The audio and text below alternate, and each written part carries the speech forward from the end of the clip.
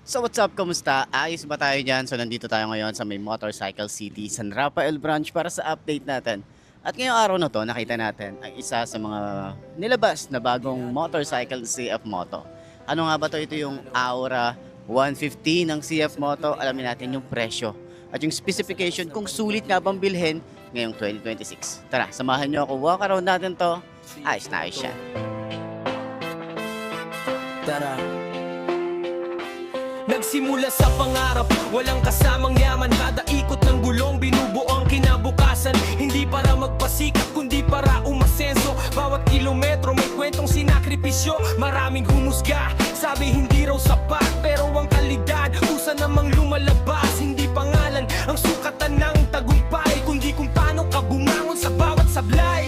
CF Moto, dalang pangarap ko. Kalsada man ay mahaba, hindi ako hihinto. Hindi lang makina ang umaandar sa akin.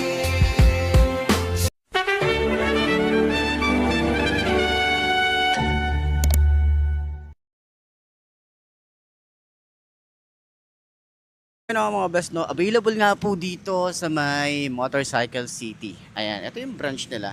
Motorcycle City, San Rafael branch. At makikita nyo, yung unit dito, meron silang tatlong unit dito ng Aura 150 ng CF Moto. Meron silang kulay gray dito sa harap natin. At meron din silang kulay white dyan sa may side na to. And then sa loob, yung parang rainbow or parang flag ng Philippines. So, ano nga bang meron dito? Walk around natin to. Ayos na ayos yan.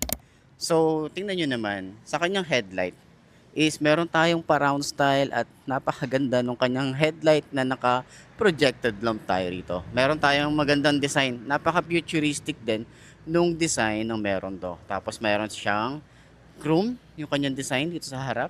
Tapos meron tayong open part dito para sa kanyang air vent. Meron din tayo ritong aura, napaka-premium nung kanyang emblem dito. May aura dito sa harap, tapos ang linis lang tingnan dito. Napakaganda ng itsura eh. Napaka-elegante. Yun yung pinaka talagang term natin. Napaka-elegante niya sa kanyang design. Yung looks niya talaga. Classic siya pero modern yung kanyang design.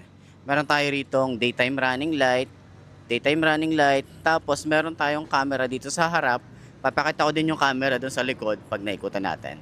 So, sa harap, kanyang front fender, bulky. Tapos tingnan nyo naman to. May design siyang chrome.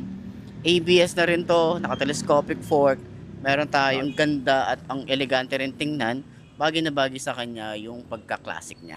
Naka-single disc brake. May ABS sa harap. Naka-dual pad caliper tayo rito. Naka-tubeless. And then yung size dito sa harap ay 110/70 by 12. Ayan. So ito yung design ng mugs niya. 'Di ba? Ang elegante niyang tingnan. Tapos sa side naman, meron na rin tayo ritong side stand kill switch.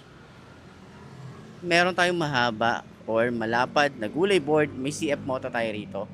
And then di siya madulas kasi nga meron tayong rubber na nakapatong dito. Hanggang doon. Okay, dito sa may gitna. And then dahil nga maluwag yung gulay board natin dito, marami tayong may ilalagay dito na pinamili natin. So yung gas tank niya nandito sa harap. So ayun nga. Meron tayong side pocket. Ganda rin yung side pocket. And then, may USB charging port din tayo rito. USB charging port. Ayan. Dalawa naman yan.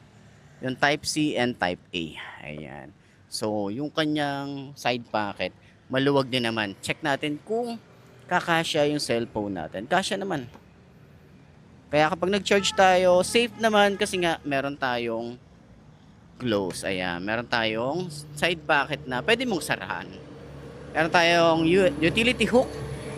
Ayan. So, kapag meron tayong maraming gamit, pwede nating isabit dito para at least hindi malalaglag or hindi malalaglag kung saan. Lalo kapag nasa high speed na tayo. And then, meron tayo rito maganda rin yung design para sa kanyang upuan. Sobrang lambot ng upuan. Sobrang kapal din ng foam na ginamit dito. At maganda rin yung leather na ginamit. So, ayan yung itsura niya.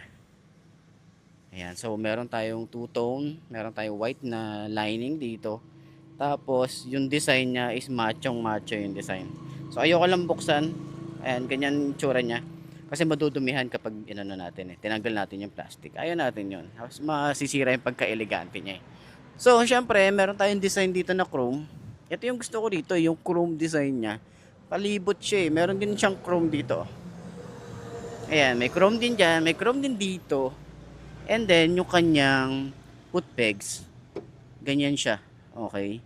So, malapad, makapal yung metal na ginamit. Hindi siya basta-basta pwedeng hugutin. Pupush mo muna siya.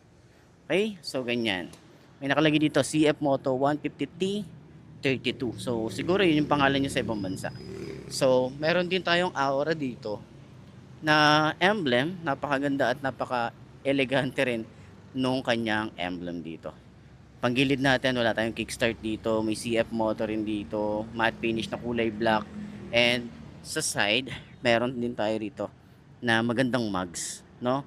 Tapos yung size dito, naka-ano na rin to, naka single disc brake na rin tayo dito. Yusan yung kanyang design. Ayan, China brand.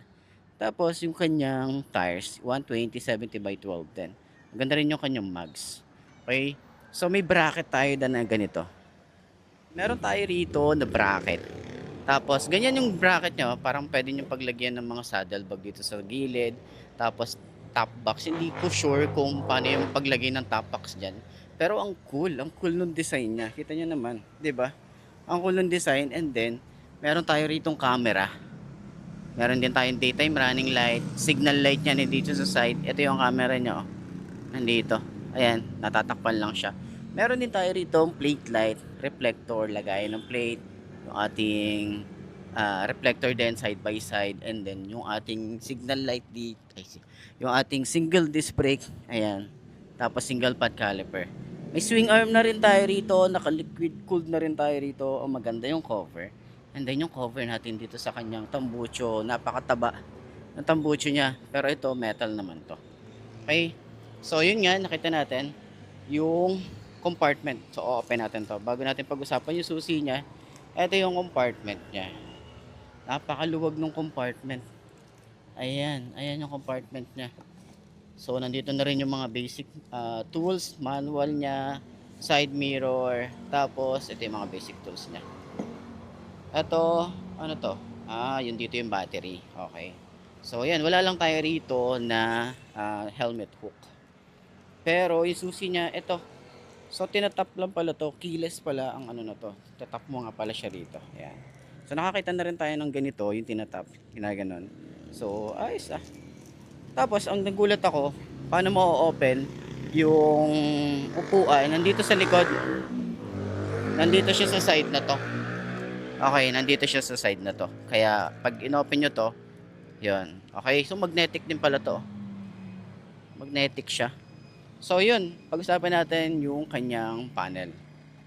Yan, naka-digital panel na rin tayo rito. Meron tayong idling stop or start and stop system. Meron tayong hazard switch, electric starter, ganyan. Pinupush lang siyang ganyan. Tapos yung kanyang throttle, pag ano natin, throttle natin tayo dito. Yan, ano siya, medyo malalim. Ayan, yung grip niya kasi makapit, sobrang sticky nung grip niya. Okay, tapos malalim yung throttle. Yung ating lever dito is malapad naman. Smooth naman tayo rito. Meron din tayo ritong select, back, and up and down. Di ko lang din sure kung naka-TFT display na ba tayo rito kasi ang cool nung kanyang panel. Okay, tapos meron tayong high and low, signal light, off, electric starter. Tapos ang galing, oh. May ano rin dito, oh. Di ko alam kung ano to. On and off. Oh, ang ganda ng grip niya. No, nakakabilib yung gawa ng CF Moto ngayon. Pero ayun na nga, ito yung pinaka-keyless niya. Ang galing daw. So may leather. Galing, 'di ba? So yun nga. Available po 'yan dito sa may CF Moto. Ayan, CF Moto tuloy. Available po 'yan sa may Motorcycle City, San Rafael branch. Ito po yung kanilang address. Ayan, Soledad Building 54 Barangay San Roque, San Rafael branch. Ayan. O yan. Upuan natin para at least dun sa mga gusto na bumili ng ganitong motorcycle at kahit ko kayo, yan, panoorin nyo yung ating bike pit. Bike pit na natin. Let's go.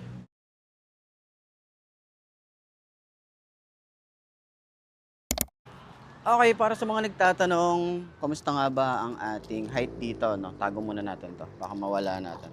So, kamusta nga ba yung height natin dito kapag bumili tayo nung Aura 150 ng CF Moto. And then para sa mga nagtatanong ano nga yung specs nito, nandyan sa gilid nyo, nandyan sa side ng ating video, ayan, nandyan sa screen nyo, sa side ng screen nyo. Pero yun na nga, sa mga nagtatanong, ano nga ba ang ating height dito? 5'2" yung ating height. So, tingnan natin, upuan natin para at least malaman natin kung abot ba ng 5'2" na kagaya ko ang Aura. So, ganyan siya kapag naka-side stand. Okay, medyo parang mabigat yung motorcycle, pero try nating sakyan. Sobrang lambot ng upuan niya. Sobrang lambot. Tapos hindi tayo masyadong bukaka dito. Alam niyo kung bakit? Kasi nga, yung side dito, meron siyang pa-curve na design para hindi tayo masyadong bukaka. Kasi kung nakadiretso yan, nakaganyan tayo. Pero, ayan, hindi tayo masyadong ano rito. Hindi naman tayo masyadong tirap. Hindi naman tayo masyadong nabibigatan sa motorcycle kapag natayo natin ng ganyan. Pero, alam niyo yung mga ganitong classic, parang nauuso talaga siya ngayon. Ang dami ko nakikita mga naka-classic. Ang cool lang niya. Parang napapanahon talaga, no? Na parang binabalik natin yung mga classic bike, di ba? Na pwede sa babae, pwede sa lalaki. So, yun lang. Yung shock niya sa harap, malambot. Rate natin to siguro mga 8/10 yung kanyang shock dito. Ayan. Tapos yung sa likod, malambot din, oh. Malambot din yung sa likod niya. Turning radius, malawak.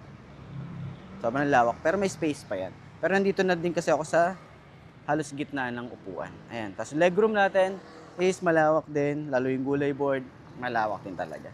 So yun, sa tingin nyo, sulit nga bang bumili ng ganitong motorcycle?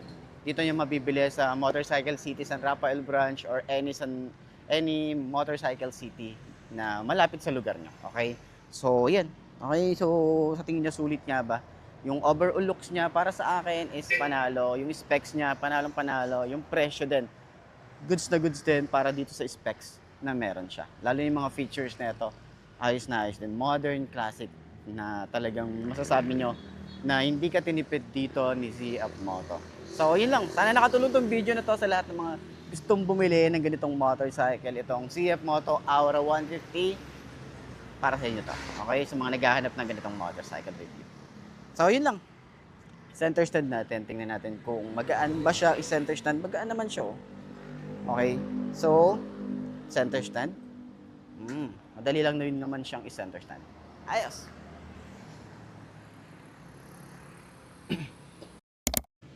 So, yun ang mga best, no, sa lahat ng mga nagtatanong, magkano nga ba ang ganitong motorcycle? Ilalagay ko sa screen nyo para at least meron tayong reference kapag kumuha tayo ng cash at hulugan. So, sa tingin nyo, sulit nga bang bilhin ngayong 2026 ang CF Moto Aura 150? Comment nyo naman yan at para dun sa lahat ng mga nakagamit na ng ganitong motorcycle, baka pwede nyo i-share dyan sa comment section ano nga ba yung mga naging experience nyo sa motorcycle na to. Ayos na ayos yan. So ayun na mga boss, no, ito na ba ang motor na babagay sa'yo? Kung ito na nga ay markahan mo na at mag-subscribe ka na sa aking YouTube channel. I-click mo na rin yung notification bell para updated ka sa lahat ng videos na-upload natin dito araw-araw. So lagi yung tatandaan, wala sa brand ng motor ang itatagal yan. Kundi nasa pag-aalaga mo yan, tatagal yan, ayos na ayos yan. So kita-kita na lang ulit tayo bukas. I'm Mark D. Ciao. Maraming salamat sa inyo. Babush. Haha.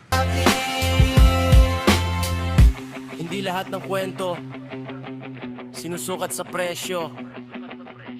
Ang tunay na halaga ay nasa tapang tiyaga at dedikasyon. CF Moto, hindi lang motor. Simbolo ito ng taong lumalaban, hindi sumusuko at patuloy na umaabante. Ang rap na ito ay may mensaheng ang CF Moto hindi lamang isang motorsiklo, kundi simbolo ng pangarap, sipag, tibay, at paninindigan na nagpapaalala na ang tunay na halaga ay hindi nasusukat sa presyo, kundi sa paglalakbay